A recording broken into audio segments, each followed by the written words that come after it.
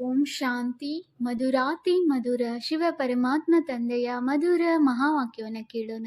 ಇಂದಿನ ಮುರಳಿಯ ದಿನಾಂಕವಾಗಿದೆ 9/9/2025. ಪ್ರಾತಃ ಮುರಳಿ ಬಾಪ್ತಾದ ಮಧುಬನ್. ಮಧುರ ಮಕ್ಕಳೇ, ತಮ್ಮ ಮೇಲೆ ತಾವೇ ಕೃಪೆ ಮಾಡಿಕೊಳ್ಳಬೇಕಾಗಿದೆ. ವಿದ್ಯೆಯಲ್ಲಿ ಬಹಳ ಬೇಗ ಮುಂದೆ ಹೋಗಿ. ಯಾವುದೇ ವಿಕರ್ಮ ಮಾಡಿ ತಮ್ಮ ರಿಜಿಸ್ಟರನ್ನು ಕೆಡಿಸಿಕೊಳ್ಳಬೇಡಿ. ಇಂದಿನ ಪ್ರಶ್ನೆಯಾಗಿದೆ, ಈ ಶ್ರೇಷ್ಠ ವಿದ್ಯೆಯಲ್ಲಿ ಉತ್ತೀರ್ಣರಾಗಲು ಮುಖ್ಯವಾಗಿ ಯಾವ ಶಿಕ್ಷಣ ಸಿಗುತ್ತದೆ? ಅದಕ್ಕಾಗಿ ಯಾವ ಮಾತಿನ ಮೇಲೆ ವಿಶೇಷ ಗಮನವನ್ನಿಡಬೇಕು? ಉತ್ತರ: ಈ ವಿದ್ಯೆಯಲ್ಲಿ ಉತ್ತೀರ್ಣರಾಗಬೇಕೆಂದರೆ ಕಣ್ಣುಗಳು ಬಹಳ ಪವಿತ್ರವಾಗಬೇಕು. ಏಕೆಂದರೆ ಈ ಕಣ್ಣುಗಳೇ ಮೋಸ ಮಾಡುತ್ತವೆ, ಇವೇ ವಿಕಾರಿಯಾಗುತ್ತವೆ. ಶರೀರವನ್ನು ನೋಡಿದೊಡನೆಯೇ ಕರ್ಮೇಂದ್ರಿಯಗಳಲ್ಲಿ ಚಂಚಲತೆ ಬರುತ್ತದೆ. ಆದ್ದರಿಂದ ಕಣ್ಣುಗಳೆಂದೂ ವಿಕಾರಿಯಾಗದಿರಲಿ. ಪವಿತ್ರರಾಗಲು ಸಹೋದರ ಸಹೋದರಿಯರಾಗಿ ಇರಿ. ನೆನಪಿನ ಯಾತ್ರೆಯಲ್ಲಿ ಸಂಪೂರ್ಣ ಗಮನವಿಡಿ. ಗೀತೆಯಾಗಿದೆ. ಧೈರ್ಯ ತಾಳು ಮಾನವನೇ, ನಿನ್ನ ಸುಖದ ದಿನಗಳು ಬರುತ್ತಿವೆ. ಓಂ ಶಾಂತಿ. ಇದನ್ನು ಯಾರು ಹೇಳಿದರು? ಬೇಹದ್ದಿನ ತಂದೆಯು ಬೇಹದ್ದಿನ ಮಕ್ಕಳಿಗೆ ಹೇಳಿದರು. ಹೇಗೆ ಯಾವ ಮನುಷ್ಯರಾದರೂ ಕಾಯಿಲೆಗೆ ಒಳಗಾದರೆ ಅವರಿಗೆ ಧೈರ್ಯದಿಂದ ಇರಿ, ನಿಮ್ಮ ಎಲ್ಲ ದುಃಖಗಳು ದೂರವಾಗಿ ಬಿಡುತ್ತವೆ ಎಂದು ಧೈರ್ಯವನ್ನು ಕೊಡುತ್ತಾರೆ. ಅವರನ್ನು ಖುಷಿಯಲ್ಲಿ ತರಲು ಧೈರ್ಯ ತರಿಸಬೇಕಾಗುತ್ತದೆ.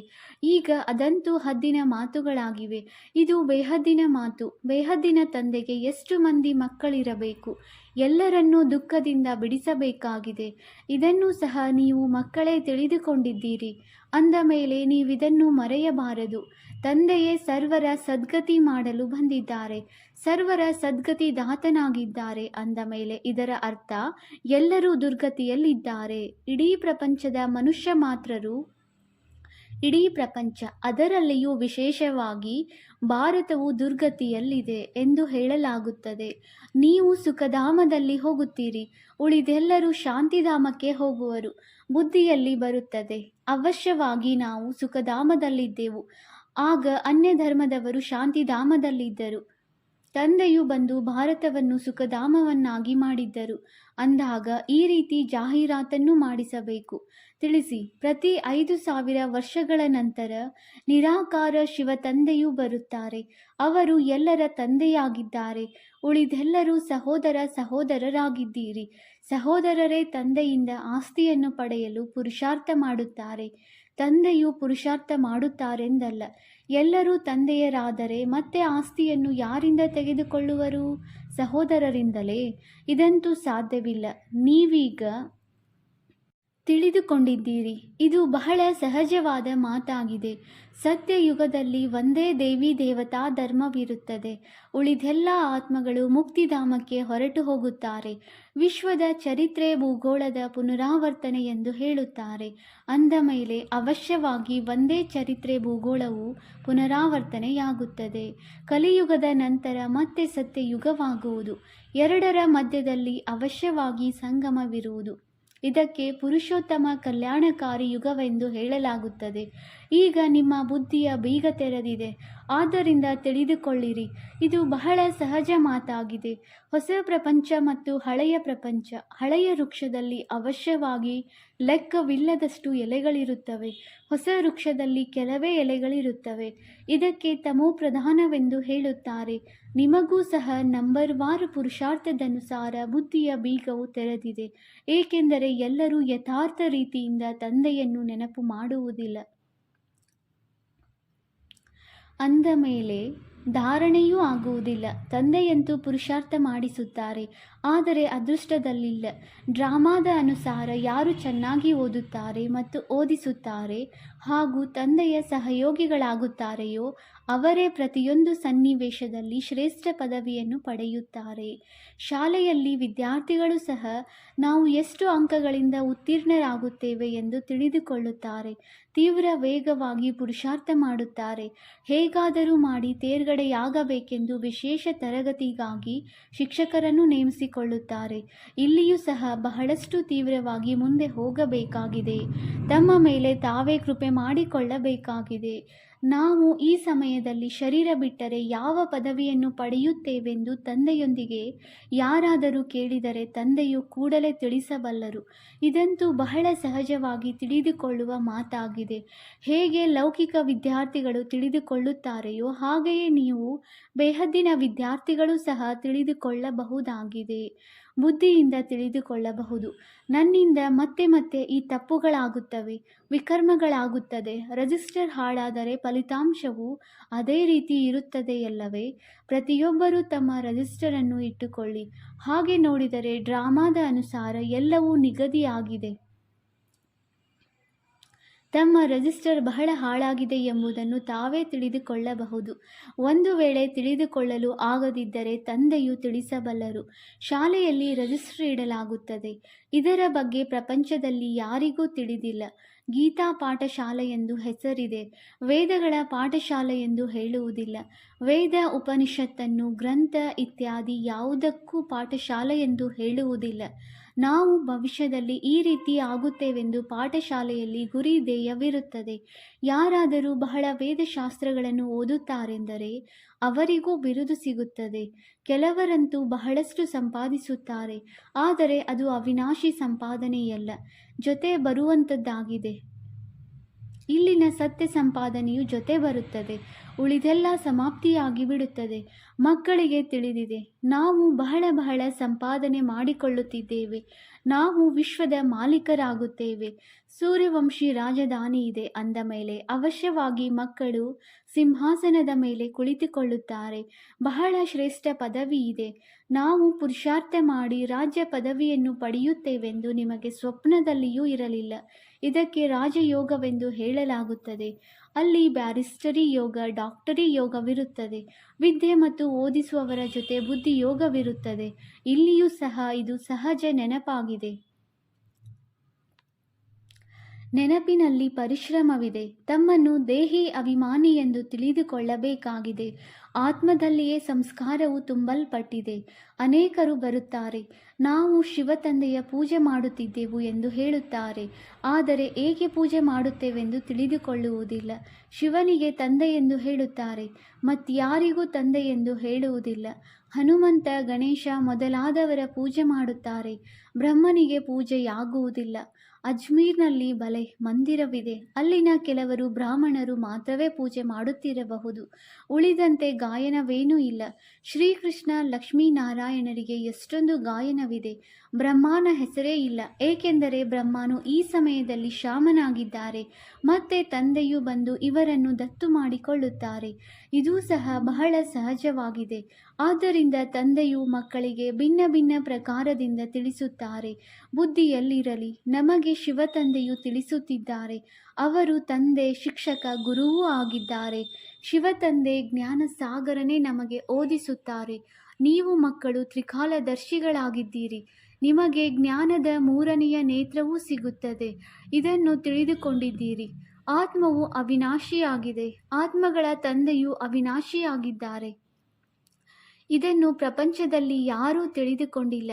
ಬಾಬಾ ನಮ್ಮನ್ನು ಪತಿತರನ್ನು ಪಾವನರನ್ನಾಗಿ ಮಾಡಿ ಎಂದು ಅವರು ಕರೆಯುತ್ತಾರೆಯೇ ಹೊರತು ವಿಶ್ವದ ಚರಿತ್ರೆ ಭೂಗೋಳವನ್ನು ತಿಳಿಸಿ ಎಂದು ಹೇಳುವುದಿಲ್ಲ.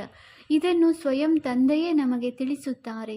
ಪತಿತರಿಂದ ಪಾವನರು ಮತ್ತು ಪಾವನರಿಂದ ಪತಿತರು ಹೇಗಾಗುತ್ತೀರಿ, ಚರಿತ್ರೆಯು ಹೇಗೆ ಪುನರಾವರ್ತನೆಯಾಗುತ್ತದೆ ಎಂಬುದನ್ನು ಸಹ ತಿಳಿಸುತ್ತಾರೆ.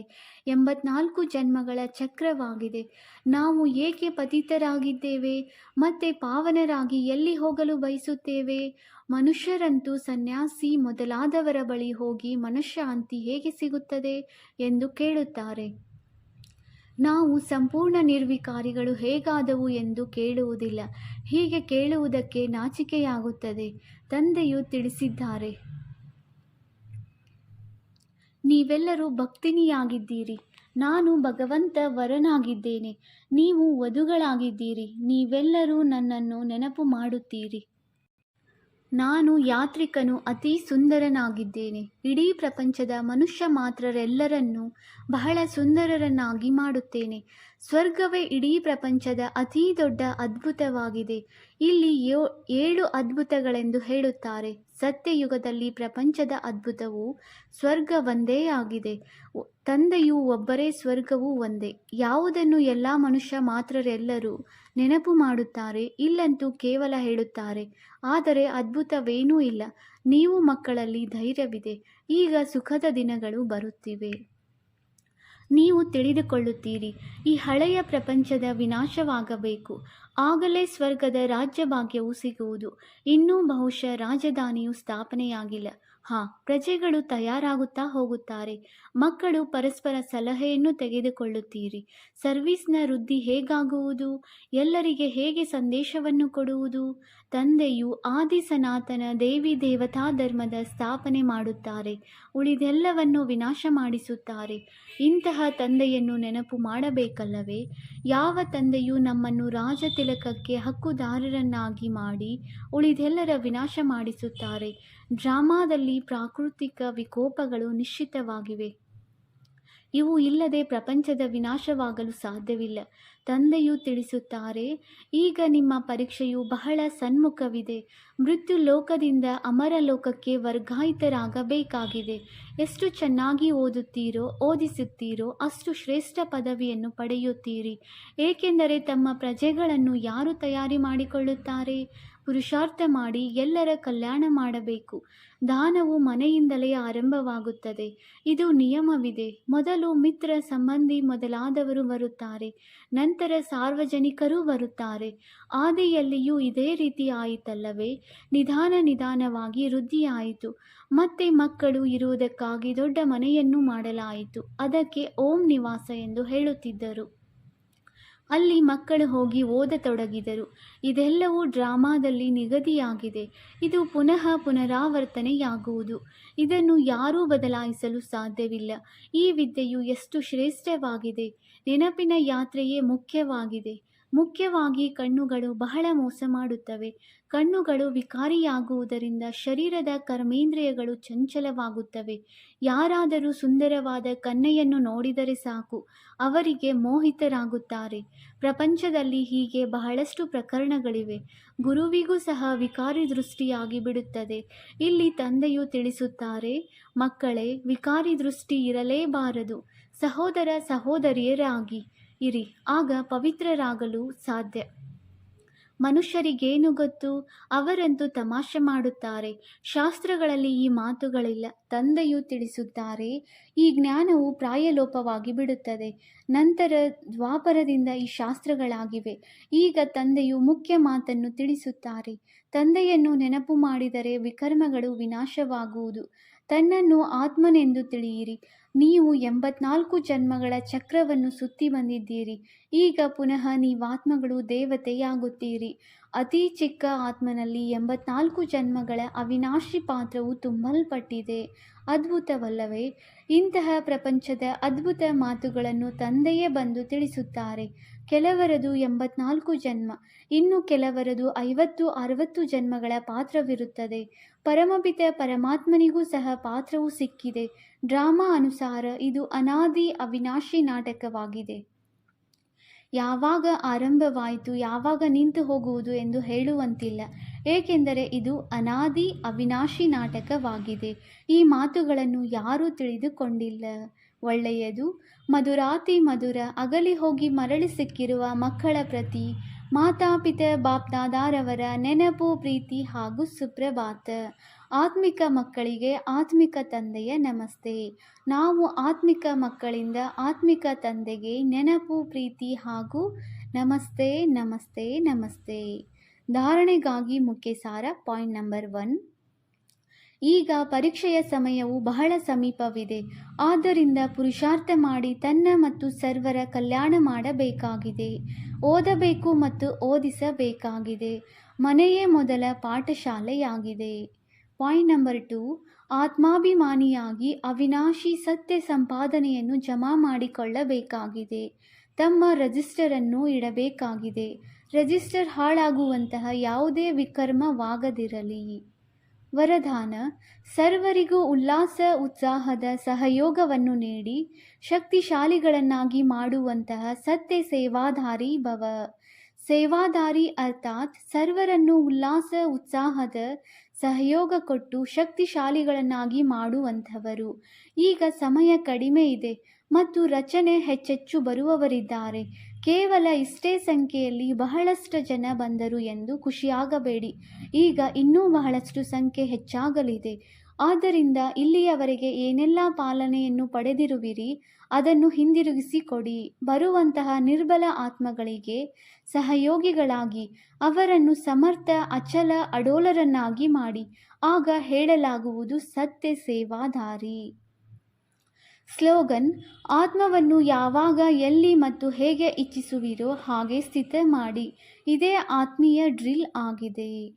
ಅವ್ಯಕ್ತ ಸೂಚನೆ: ಈಗ ಲಗನ್ನಿನ ಪ್ರೀತಿಯ ಅಗ್ನಿಯನ್ನು ಪ್ರಜ್ವಲಿತಗೊಳಿಸಿ ಯೋಗವನ್ನು ಜ್ವಾಲಾರೂಪವನ್ನಾಗಿ ಮಾಡಿ. ಶಕ್ತಿಶಾಲಿ ಮನಸ್ಸಿನ ಲಕ್ಷಣವಾಗಿದೆ. ಸೆಕೆಂಡಿನಲ್ಲಿ ಎಲ್ಲಿ ಬೇಕೋ ಅಲ್ಲಿ ತಲುಪಬೇಕು.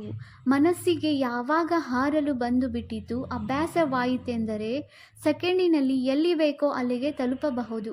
ಈಗೀಗ ಸಾಕಾರವತನದಲ್ಲಿ, ಈಗೀಗ ಪರಮಧಾಮದಲ್ಲಿ ಸೆಕೆಂಡಿನ ತೀವ್ರತೆ ಇದೆ. ಈಗ ಇದರ ಅಭ್ಯಾಸವನ್ನು ಹೆಚ್ಚಿಸಿಕೊಳ್ಳಿರಿ. ಓಂ ಶಾಂತಿ.